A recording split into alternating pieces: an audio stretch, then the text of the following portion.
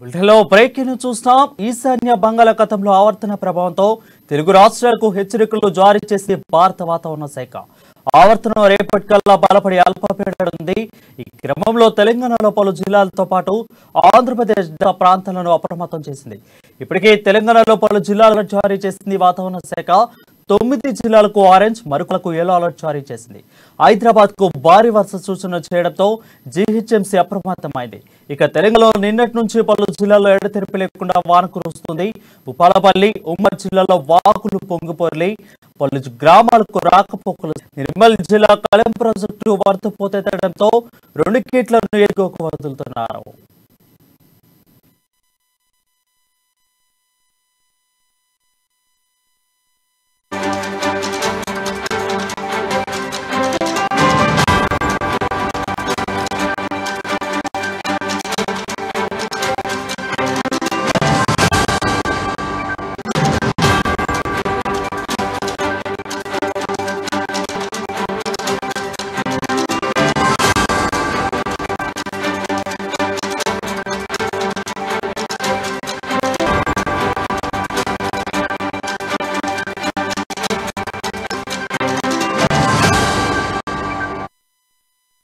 ఉమ్మడి ఆదిలాబాద్ జిల్లాను మళ్లీ వర్షాలు ప్రజలకు దడ పుట్టిస్తున్నాయి.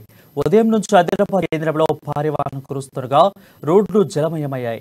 ఇప్పటికీ రాకుండా ప్రజలు తీవ్రమైన ఇబ్బందులు పడుతున్నారు. భూపాలపల్లిలోనూ నిన్నటి నుంచి వాన కురుస్తుండటంతో ఓపెన్ కాస్ట్ పనులకు అంతరాయం కలుగుతుంది. ఇక ఆంధ్రప్రదేశ్ దక్షిణ కోస్తా ప్రాంతాల్లో భారీ నుంచి అతి భారీ వర్షాలు కురుస్తాయని హెచ్చరించింది. బలంగా గాలులు వేస్తాయని ఎల్లుండి సైతం అప్రమత్తం చేస్తుంది.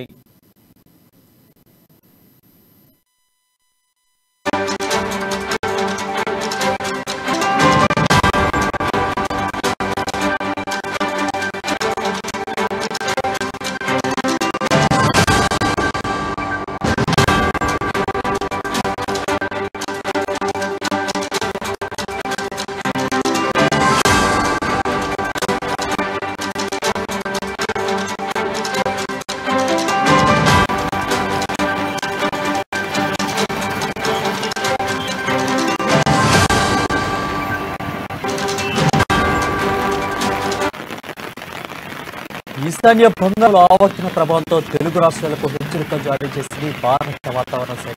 ఆవర్తనం రేపటికల్లా బలపడి అల్పపీడనంగా మారనుంది. ఇందులో తెలంగాణలోని పలు జిల్లాలతో పాటు ఆంధ్రప్రదేశ్ దక్షిణ కోస్తా ప్రాంతాలను అప్రమత్తం చేసింది భారత వాతావరణ శాఖ. దీనిపై మరింత సమాచారం మా ప్రతినిధి రాజు అన్నారు. రాజు, చెప్పండి. ఏర్పడినటువంటి ఆవర్తనం ప్రభావంతో తెలంగాణ వ్యాప్తంగా వర్షాలు కురుస్తున్నాయి. ముఖ్యంగా హైదరాబాద్ లో చూస్తున్నట్టయితే నిన్న ఉదయం తెల్లవారుజాము కూడా తేలికపాటి నుంచి ఒక మోస్తరు వర్షం కురిసింది. నిన్న ఆదివారం కావడంతో చాలా అంటే ఎక్కువ ట్రాఫిక్ ఇబ్బందులు లేవు. కాకపోతే ఈ రోజు కూడా కొద్దిసేపటి క్రితమే ప్రారంభమైంది. తెల్లవారుజాము నుంచి ఈ రోజు కూడా మళ్ళీ వర్షం కురుస్తా ఉంది. చాలా హైదరాబాద్ లో చాలా ప్రాంత వర్షాలు అయితే కురుస్తా ఉన్నాయి. ఇప్పటికే కొన్ని లోతట్టు ప్రాంతాల్లోకి ఇప్పటికే రోడ్లపై కూడా నీళ్లు వచ్చి జలమయమని చెప్పి కూడా మనకు సమాచారం అంతా ఉంది. అయితే ఇంకా 2 రోజుల పాటు వర్షాలు కురుస్తాయని చెప్పి ఇప్పటికే వాతావరణ శాఖ అధికారులు హెచ్చరికలు జారీ చేశారు. జిహెచ్ఎంసీ సిబ్బంది కూడా అలర్ట్ గా ఉంటారని చెప్పి ప్రభుత్వం కూడా చెప్తా ఉంది. నిన్న మంత్రి తలసాని శ్రీనివాస్ యాదవ్ కూడా రివ్యూ అయితే నిర్వహించడం జరిగింది. జిహెచ్ఎంసీ పరిధిలో ఉన్నటువంటి అధికారులందరూ కూడా మొత్తంగా ఉండాలని చెప్పి కూడా ప్రభుత్వం తరఫున చెప్పడం జరిగింది. ఈ నేపథ్యంలో ఈ రోజు కూడా ప్రారంభమైన వర్షానికి ప్రజలందరూ కూడా ఇప్పుడు సమయం కావడంతో ఈ రోజు సోమవారం కావడంతో చాలా మంది ఇబ్బందులు పడుతా ఉన్నారు. రోడ్ల పైన అక్కడ ట్రాఫిక్ అయితే స్తంభించిపోయింది అని మనం చెప్పవచ్చు. అయితే గత 15 నుంచి 20 రోజులుగా ఉక్కపోత అధిక ఉష్ణ కారణంగా అధిక ఉష్ణోగ్రతకు ఉక్కపోతకు ఎండకు సతమతమైన జనాలకి నిన్నటి నుండి ఈ కురుస్తున్న ఈ ముసైతే సిటీ వాసులు అయితే మొత్తానికైతే కొంచెం వాతావరణం తెల్లబడింది. కొంచెం ఉపశమనానికి అందరూ ఫీల్ అవుతా ఉన్నారు. కానీ ఇంకా ఒక 2 రోజులు కూడా భారీ వర్షాలు కూడా కురిసే అవకాశం ఉందని చెప్పి ఇటు వాతావరణంతో ప్రజలైతే అప్రమత్తంగా ఉండాలని చెప్తా ఉన్నారు వారు. Thank you Raju for the updates.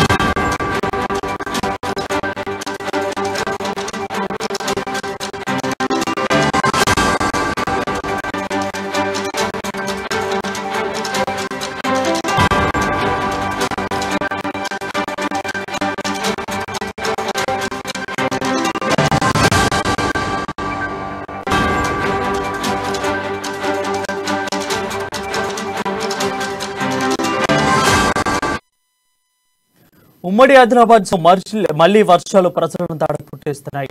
ఉదయం నుంచి ఆదిలాబాద్ తీరంగా బాదం రోడ్లు జలమయమయ్యాయి. ఇప్పటికే రాకపోకలు నిలిచిపోగా ప్రజలు తీవ్రంగా ఇబ్బందులు. మరింత సమాచారం మా ప్రతినిధి జోషి అందిస్తారు. జోషి చెప్పండి. Good morning. ఉమ్మడి ఆదిలాబాద్ జిల్లా వ్యాప్తంగా కూడా పలు మండలాల్లో నుండి కూడా ఎడతెరిపి లేకుండా వర్షం కురుస్తున్నటువంటి పరిస్థితి. అయితే ఆదిలాబాద్ జిల్లాలో ఒక గంట క్రితమే కొంత తెరిపించినటువంటి సాధారణంగా ఉన్నటువంటి వర్షం కంటే కూడా ఎక్కువగా నమోదైనట్లు అధికారులు ఉన్నారు. మరి కొద్దిసేపట్లో దానికి సంబంధించినటువంటి ఏ ప్రాంతంలో ఎంత ప్రాంతాల వారిగా దానికి సంబంధించినటువంటి వివరాలు కూడా అధికారులు తెలుపనున్నారు. అయితే ఇప్పుడు పరిస్థితుల్లో చూసినట్లయితే గత కొద్ది వారాలుగా వర్షాల కొరకు ఎదురు చూసినటువంటి రైతాంగం అంతా కూడా ఇప్పుడు కొంత హర్షం వ్యక్తం చేస్తున్నటువంటి పరిస్థితి. సరైనటువంటి వర్షాల కారణంగా పంటలకు చాలా వరకు ఊతమిచ్చినట్లుగానే తెలుస్తోంది. అంటే రాత్రి నుండి ఎడతెరిపి లేకుండా కురుస్తున్నటువంటి వర్షాల కారణంగా ఇటు